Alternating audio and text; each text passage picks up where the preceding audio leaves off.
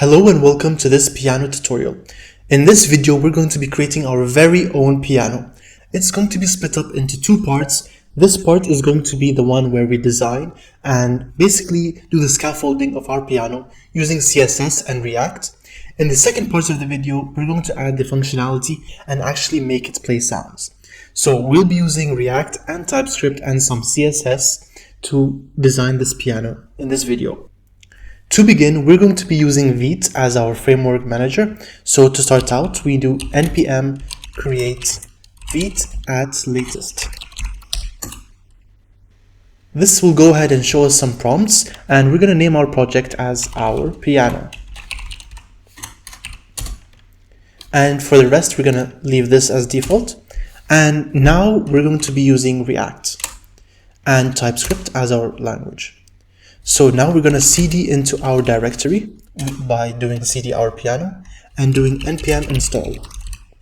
This will take a while to install all the packages that we need. Once that's done, we're going to see this message right here. And now we can do npm run dev. This will give us a link to our local host and we can paste it over here. As you can see, this is the basic boilerplate program that React gives us, and it's just something that we're going to get rid of. Now let's go into our source and app.tsx and delete all of this code, as well as what we have over here. And now we can get started. Let's begin by scaffolding out our piano. To do that, first of all, we're going to have our main div. This is basically where our piano lives in. It's going to have an ID of main. Alright, so inside that, we will have three divs. Basically, the first one would be our piano top.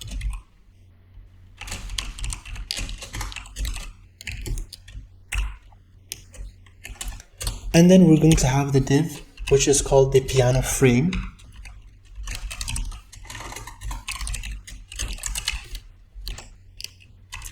Inside this piano frame will be our key container.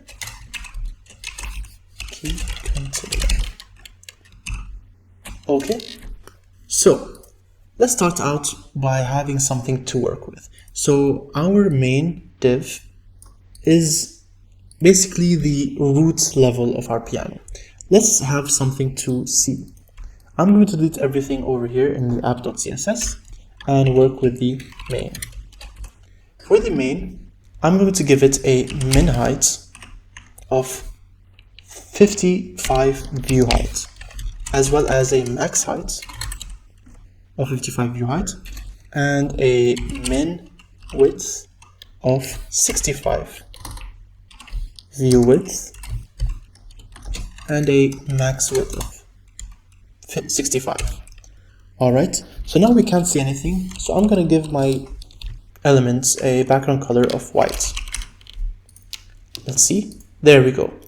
Now it's centered but not quite, so how can we fix this? Let's go back to our index.css. This is basically our main style sheet.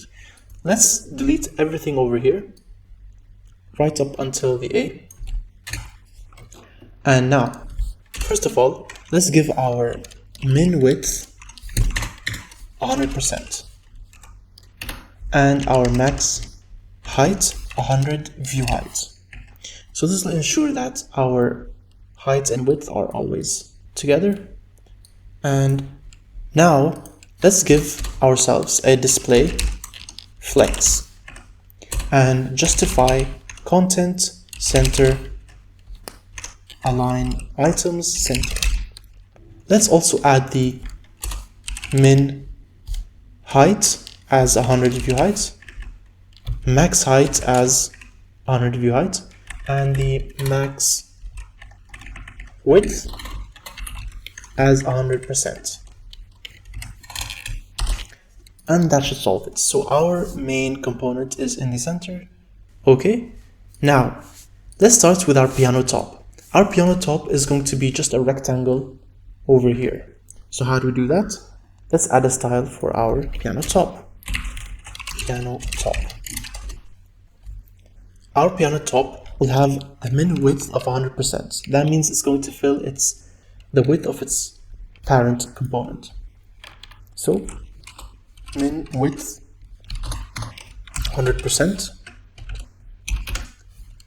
min height. Let's make the min height 8 view height. So it's going to be a bit slim. And now let's see what we have. Background color of black. There we go. This is our top of the piano. Let's give it a border radius of 10 pixels. There we go. Looking sleek already. Okay, what do we have next? Next we have the piano frame. So this is actually gonna hold our piano keys. So let's start off with making the style for that. Piano frame. Okay. It's also going to have the max width of its container, and the min height would be 44 view height. So this will be almost to the bottom, but not quite. Now let's add the background color just to see what's going on. So I'm going to be adding background colors to all the divs for now, so we can see the scaffolding build up from the ground up. So I'm going to give this a color of cadet blue. There we go, looking nice. After we've set up our keys, we're going to be adding the margins and paddings over here to make our design fit snugly. And lastly, for our divs, we have the key container. Let's add styles for that. Now, this container is essential because it will have our grid display. This will allow us to sort out the keys into 7 distinct columns. And to do that, we have the display grid and give it a grid template column of repeat 7 and 1 fraction. So there will be 7 fractions, which equals a whole, and that's where our keys will reside in. Let's give them a gap of 1% and a position of relative. Okay, so we've done the scaffolding, we've done the hidden work that needs to be done. So let's go ahead and show our setup and make it come to life. To do that, in our app.tsx, let's just add a div over here, which we will change into our own component. And this will have hello. So as you can see, this is our div that we just made. And what if I make plenty of them? So it's going to split them into columns. So 1, 2, 3, 4, 5, 6, 7. We will be actually replacing this with our key component that we're going to be creating right now. So let's go ahead and create our key component. In our source directory, we're going to create a new folder, call it components, and give it a file called key.tsx and a styles file called key.css. Make sure to import the CSS into the key component by doing import /key.css. And now, what is this component? It's basically a function that's going to return to us a div or any HTML element. So to do that, we're going to be utilizing the arrow function in JavaScript or TypeScript. So const key will equal to a function, an arrow function that returns a div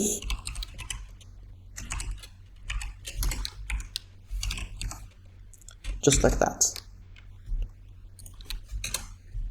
And make sure to spell it right.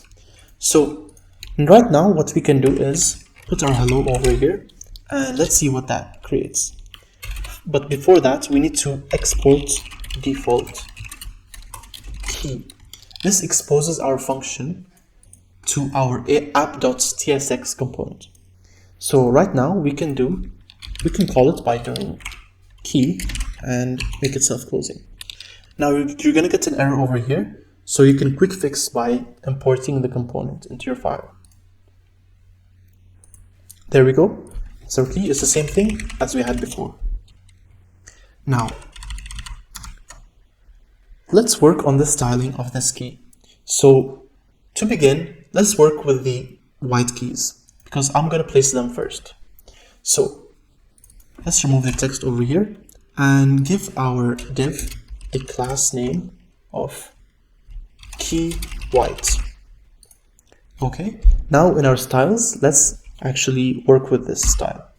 Key white. Our white key will have a Z index of 0. Now this is essential because our white keys will be behind the front keys, the black keys. So we're going to give it a min height of 40, view height a bit less than our parent, and a background of this nice color, which is BBBBBB. There we go. So as you can see, we have one key and it's this length. So let's actually create more than one key.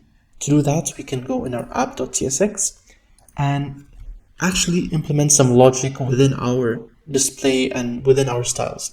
So to do that, we can create this curly brackets and create an empty array of 7 elements.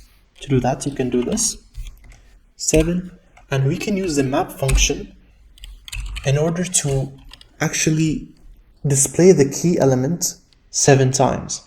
So the map function takes in parameters, which is a function which takes in parameters. The first would be just the element. It's going to be empty in the beginning, but the second parameter is what we want is the index. And we can use an arrow function just like this again and return over here our key components.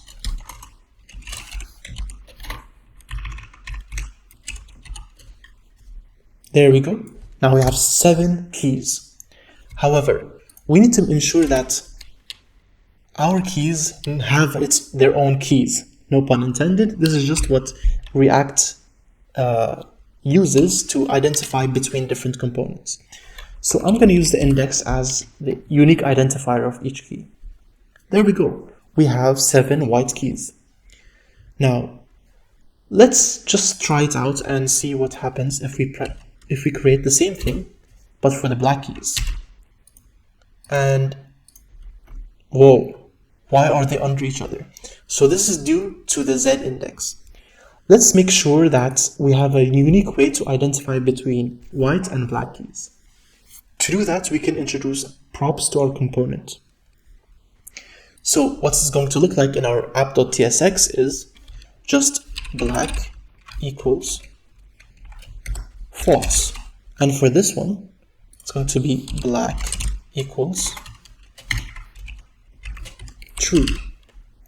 So now we need to actually have this value in our key component. To do that, we can use props within the input of our component function.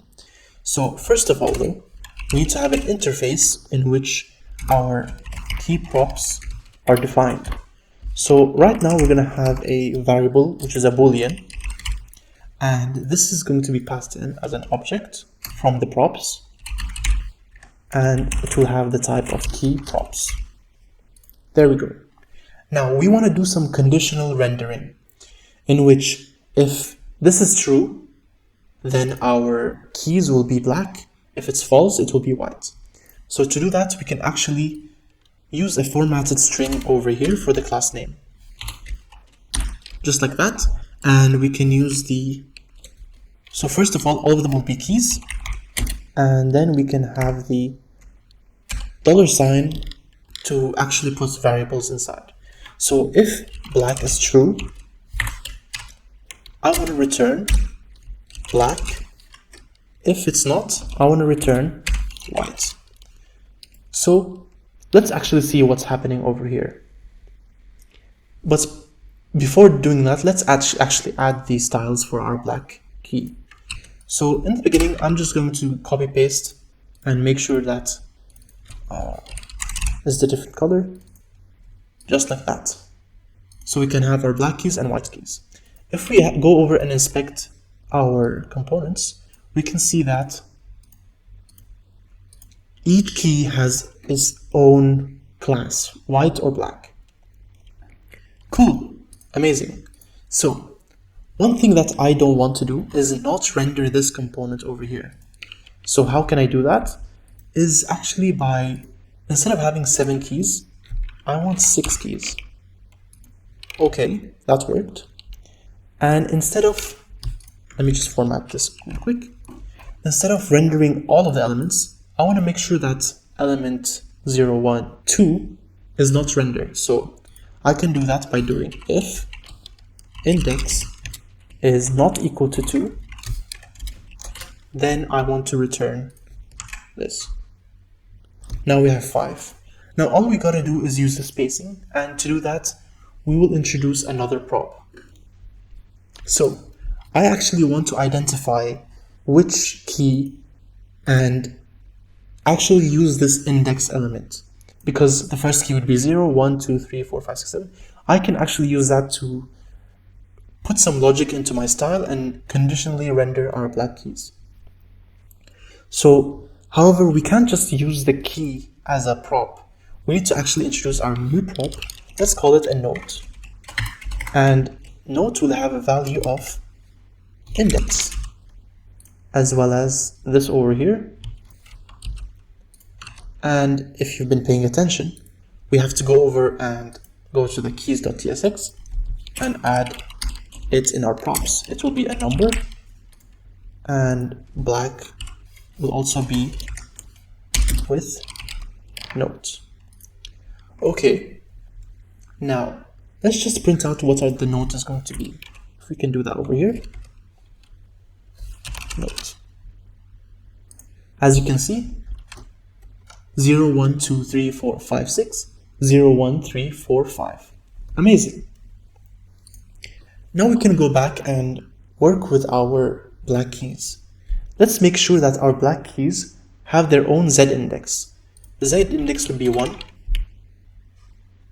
And okay, nothing happened over right now, no problem. So the min height will actually be 25. Okay, now they're shorter. However, the key is to use the position, not inherit, absolute. There we go. Now they're positioned right over here. However, the width is a bit arbitrary, like we don't know what that is. Let's make sure that the width is something like 10%. There we go, looking nice. So it's almost as wide as the white notes, but not quite. And okay, all that's left right now is to spread apart these black notes. To do that, we can use some styling in our key.tsx. We can add some conditional styling over here by doing style equals, and we can also use the left property, and here we're going to add our own formula. So this formula is going to actually adjust the percentage of the left. So to start out with, we're going to have the left be 7.5%. So this is going to push our black keys 7.5% from the left. Now, if only we had a way to position all these keys in the right exact order. And we do. It's using the note, which is basically the index. So 7.5 plus note, which is basically the position of this black key, and we can multiply it by some number. Let's try 15. And there we go. The black notes are perfectly aligned into where I want them to be. And they do resemble a piano key. Amazing. So let's start working with this. Now all we need to do is polish up. Let's remove the notes variable over here. And cool. Now all we need to do is add some shadows and some border radius. So I'm actually going to add a border radius for each of the keys, just at the bottom. So to do that, we can do a border radius 0, 0, and then we can do 1 em, 1 em. And that should give us a nice radius in our border. And now we can do the same for maybe a bit less for our black keys. 0.75, 0.75. There we go, looking sharp and clean. Okay, let's add some shadows to our white keys. And to do that, I'm gonna paste this over here, which is 0 pixels, 10 pixels, 10 pixels, and 0.5 opacity. It shows that our keys are a bit raised, which is nice. And let's do the same for our black keys. Maybe change the pixels to, let's say, 7. 7. There we go. So this is looking nice already. Let's remove our div background because this was only used for scaffolding.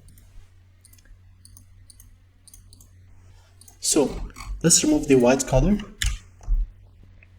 Now it's looking nice and blocky and sleek. So over here in the piano frame, I actually want to squish these keys inside within the piano top, not where they reach all the way to the edge. To do that, we can include or implement some margins and paddings. So our margin left and right will be 2%. So now it's a bit to the left, a bit to the right. Nice. And now let's add some padding to the left, which would be 4%, and padding to the right, 4%. So this is gonna squish our keys inside. Okay. Now let's actually add some border radius to our piano frame. Border bottom left radius. This will be 1 em, and our right would be 1 em as well. Looking nice. Let's make the background color something nice and gray. I'm going to use this number here, 565656, which is nice and gray. And now that the piano frame has its background color, we can pretty much say that we are done with the design. So to go over what we did, we went and created different frames, different divs for each part of our piano: the main, the piano top, the piano frame, and the key container. One main takeaway is by having the array to display many styles, many components at once, and using the Z index to push the black keys up on top, as well as having the conditional formatting over here and the nice little nifty formula that we made to make sure that all the black keys are in the correct position. And that's pretty much it. So if you've enjoyed making this piano, make sure to wait for part 2 where we make it interactive and that we can press and click and play sounds, and it's going to be amazing. So thank you guys for watching. Make sure to subscribe and hit the notification bell to not miss out on another video. Thank you again for watching, and goodbye.